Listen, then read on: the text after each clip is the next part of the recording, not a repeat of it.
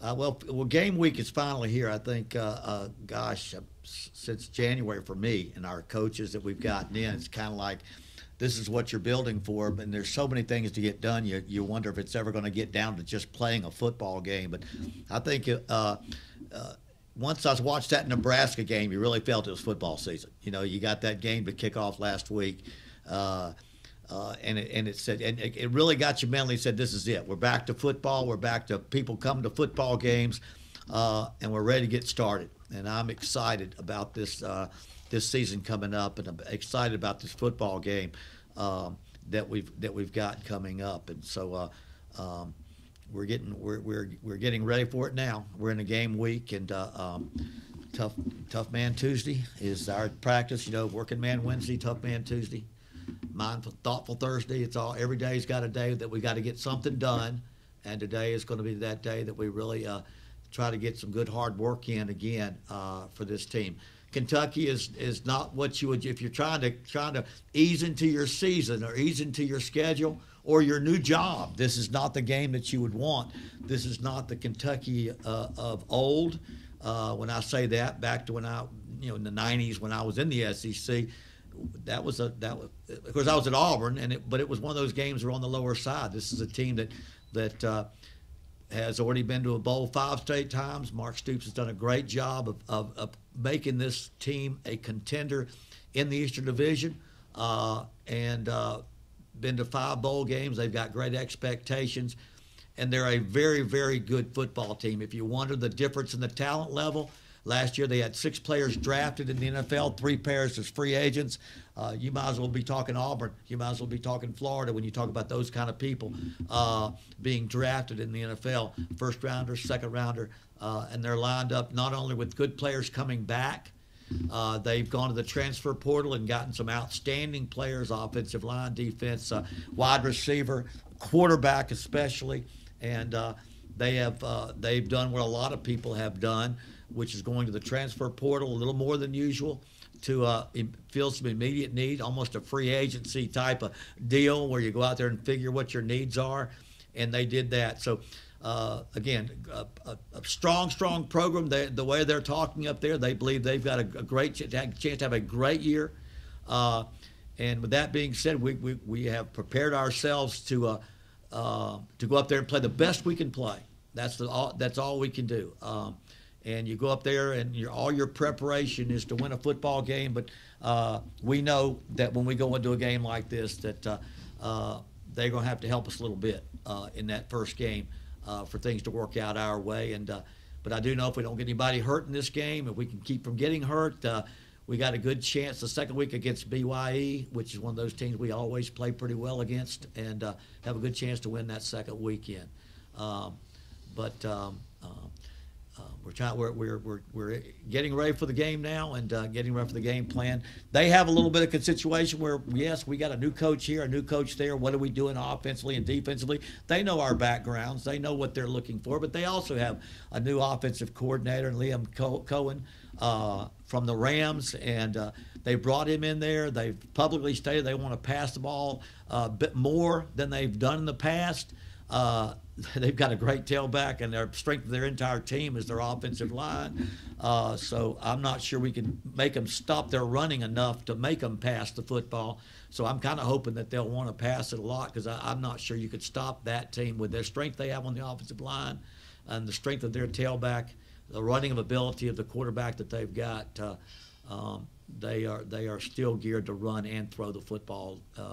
And I think if it's the Rams that they're looking at, that's the offense that I would think would be a pretty daggum good offense to put in up there. So any questions from there, we'll just go, yes, sir. Hey, Coach, as far as your roster goes, your final roster goes, when did you finally release that? What made you come to the decision to have the players on it? Well, I mean, again, you got to give people an opportunity at least to put something in their report. I don't know if there's an official point in time where you have to release your roster. There's sure not. I don't think it's written up, and I think whether it be there's not many advantages ULM can have going into a game with Kentucky, and if it's just to keep the score down or keep them from knowing exactly who you got or where your weaknesses are or where you didn't replace something that you had weak last year, you really don't want to go out there and just tell everybody. Now, if you've been to a bowl 5 years in a row and you had spring football and all your guys are starting exactly where you want them to start, you pretty much know everything. We actually, and we still, we may have a lot of slashes if we go up there and put a 2 deep roster together. We've still got to. We're a work in progress, and so we're probably not where it's not what you'd want to do to play a team like Kentucky, but it's probably exactly where we need to be starting the future of our program under a new staff and a new program. So, but we've got we've got some additional players on our team, and we're working them into positions to compete with the players that are here. And we have some of the players that are here are starting, and some of them are sharing time, and we're still going to make decisions this week. Will Rhett be the starter on Saturday? Rhett will be the starter. You know, Rhett kind of earned that. Rhett Rodriguez, Coach Rich Rodriguez's son, got here in January. He was able to go through our winter workouts. He was able to go through all of our spring. The quarterbacks that are in competition with him were here in the spring. We've got a couple of young ones that we brought in that have various skills down the road. But Rhett earned the number 1 position, and we've kind of not tried to hide that. I think that's one of those things that not just his ability, talent, and he's got very good talent, but the fact that he has been raised on his father's offense and those kind of things, and then early enough to add the things that we added. Of course, I've been at Clemson a couple of years, but I've called plays all my life, and it's awful tough to just back yourself out of that. You've done it all your life. In fact, Rich and I have done basically the same thing as head coaches, and so I've had to get my 2 cents in, but try not to get 3 cents because we didn't need 3 cents in, just about 2 cents in. To some things that I demand that need to get done that we had to cover with. But Rhett does have the ability to be in the coordinator's head, the play caller's head, as good as anybody can be, and that's kind of what, being a coach's kid myself, knowing what I went through and having worked with quarterbacks most of my career, just like Rich. I was always very close to my quarterback. Going back to Jimbo Fisher, my first quarterback, he lived with me practically. For all those years he was with me, and I felt like when I called a play, I don't want the quarterback throwing it somewhere else or handing off. I want him knowing exactly what I want done, so his mind is on the same page. So Rhett will start the game, and then we'll back him up from there. Coach, I'm just curious, so many unknowns. What's kind of your message to the team before you go out against Kentucky? Because most people think it's you guys versus the world. Basically. Play the best. Be the best you can be. Play the best football you can play. You know, everybody wants to use the David versus Goliath analogy and story, and I just don't. I don't want to go there. I think that's a miracle story. That's a 12-year-old versus a 7-foot giant. I'd like our guys to go out there and play their best. Go play your best, and then see what can happen. Yes, they would need to do some things and make mistakes and do some things when you have a team that going up against a team like a very quality SEC school. It takes a lot of factors involved. But the main thing I tell our people, let's go out there and be the best we can be, the best version of yourself, be the best football player you can be, and don't get caught up in what I've got to somehow take my game to a different level and play at a level that maybe I can't even play. And so that's the biggest thing, because what we need to do is to be the very best version of us we can be, and then hope that gets better every week, you know, with what we see. But I think if you went out there and tried to say, okay, how do we compare position by position and all those type of things that a coach will quite often do, I think it would probably be detrimental to the confidence of our team if we went there and just looked place by place and position by position. Hey, Coach, what was that message to Jeremy and Colby when you told them that Rhett was the guy? And is there a chance we could see him on Saturday, or is there a chance we could rotate quarterbacks throughout the season? I think there's a chance you could see all those guys did a great job. I think they had this is not new. We didn't come about, I think at Kentucky now about 2 weeks ago they said, okay, the new guy is our quarterback. Levis is our quarterback. They had to make an announcement. We pretty much by the end of spring had made that decision, and now the two other quarterbacks have continued to work hard to fight each other out for that guy that goes in second, and they are very close, and they've been great. None of them have chosen to pick up and leave. Like sometimes a third teamer will go, so I'm going to go. They both are really bought into this program. I see both of them. It has the possibilities. I think you got to play that thing out because we don't know how this thing plays out. Really, I know Rich is not afraid to play more than one quarterback, and so we've got a couple other young guys too a quarterback that's also able to come in there and maybe do some things as well. But right now, we can look at Rhett and those two guys, and I think they're going to continue to all year to see which one's hot.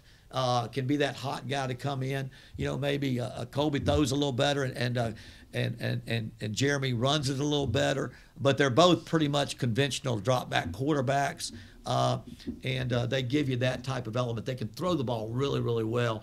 They're not gonna escape as well as you'd like against a team as athletic as Kentucky. You mentioned this thing still being a work in progress right now. So most years you probably wouldn't want a week 2 bye, but how beneficial do you think that'll be for y'all going forward? And that's a great question because I think it's a perfect time right now. I mean, and much as I'm going to probably want to take that back those last 11 straight weeks, but really we're gonna if nothing more, we're going to find out how we match up, how much we handle adversity, how much we handle difficult situations, how our players respond to a big crowd, all those type of things, their nerves the night before a game. We'll get a good indication of kind of where we are as far as individuals. I'm not sure we're going to have a good idea of where we are in our conference or when we get back to that level of play, but it does give us a week off to go back and say, okay, this is where we need to get. We need to make sure this guy didn't play as well in the game. This thing didn't work out quite as well as we thought. So I think I wish I had 2 openings because sometimes you get 2, one early and one late. But this one, I think for us right now, barring a lot of injuries where we need a rest period, I would say it's a very good time for us to see where we stand and get some things corrected, get some things exactly like we want them and fine tune them. When we get out of this game, so I'm not as disappointed at the early bye, although quite often you'd want it halfway through. So when you get really beat up, you got a week, 3 or 4 days to stop and catch your breath and get some kids rested up. It's been a while since you've been in this spot leading a team. What do you think it's going to be like Saturday running out there for the first time? Well, I've done it 20. This will be my 26th year. I've had 2 years that I didn't lead, which was kind of neat. I think I had more fun at Clemson. Being kind of a fly on the wall. And I was an analyst. That means, and I was always working a game ahead. At Clemson, the difficult thing was knowing who you were playing against.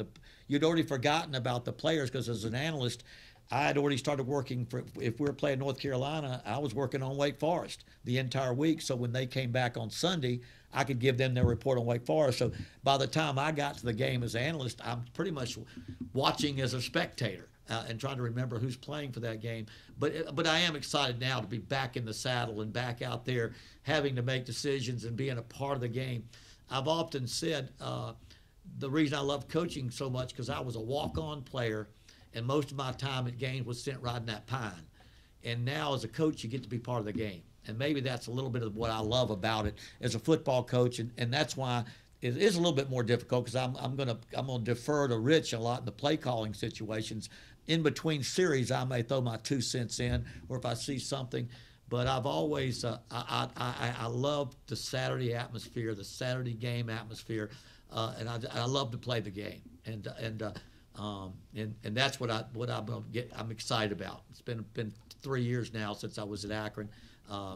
And it's gonna be again. This is not the kind of game where you go out there and you don't sit there and say, "Please, Lord, don't let this get ugly," and "Please, Lord, let's play our best and don't get people hurt." We've got a season that's not going to be broken or made by this game, and so there will be a lot of those kind of worries. But most of all, I'll just be excited again. I have been on this side of these kind of rivalries. I've been on the other side of these kind of games. And so I know what it feels like to be on both sides. And to be honest with you, there was a little bit of anxiety on either side of don't mess up and make this thing ugly if we're on the other side, or make this thing what it shouldn't be. And I've been on this side where you say, please, let's go out there. And I've been on a couple of them where we go out there and win these things. And ULM has been in a couple, including a game against Kentucky a few years back. So, you know, we don't ever say it takes a miracle. It just takes you playing your best, the other team making a few mistakes, and then things can happen from there. This might be a weekly segment we do in these press conferences. It's kind of like the 6 degrees of Kevin Bacon game, we'll call it 6 degrees of Terry. So what kind of connections do you have, you know, with this Kentucky staff? Anybody you know? Staff, you know, not nearly as much. I'm getting older, you know, and these guys are getting younger. Mark Stoops, of course, spent 3 years at Florida State working for Jimbo Fisher. I guess that's as close as you get, who played for me with me 14 years.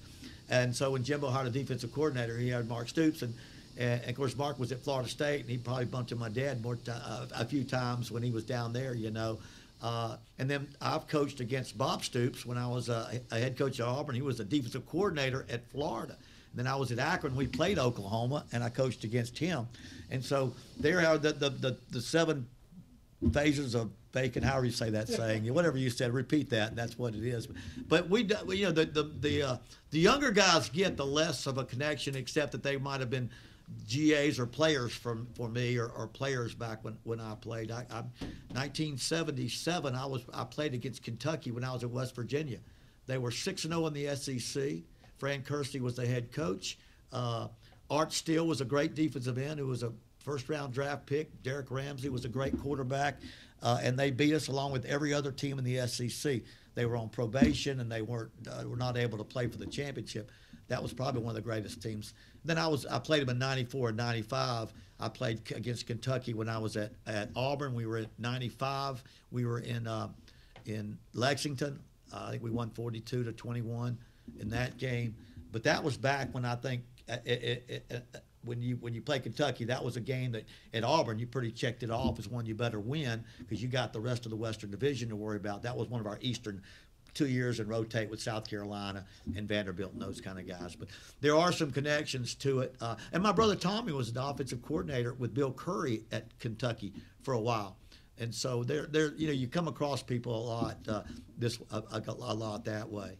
And so and I guess I could keep on thinking of names. I know if Liam Cohen was with the Rams, Les Snead, who's the general manager of the Rams, he was my GA at Akron.